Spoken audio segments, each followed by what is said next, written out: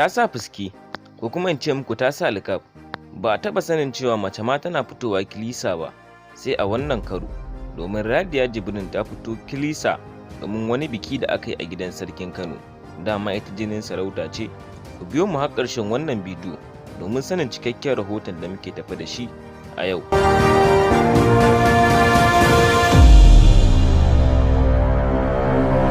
Assalamu alaikum, barkanmu da haka.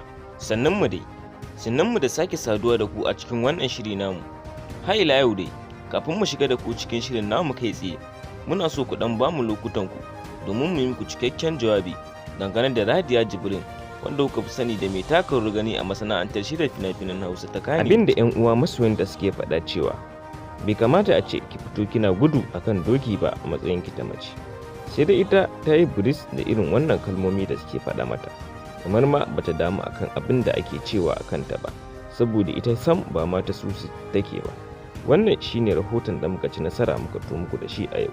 Duka dai ba tare da wani ɓata lokaci ba, shirin namu ne gajere ne, sannan kuma nan za mu karkare muku tabarmar shirin namu ne muke cewa idan da rai da rabu, Allah ya ƙara sada mu da ku a cikin wani shirin namu na gaba.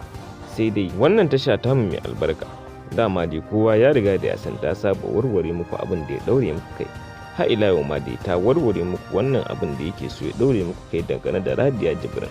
Abin da aka ce ta yi ko kuma aka ce ta aikata, wasu sun ce gaskiya ne, domin biki aka yi a gidan sarki wanda aka yi shine dama an ce ita ma tana ɗaya daga cikin jinin sarauta.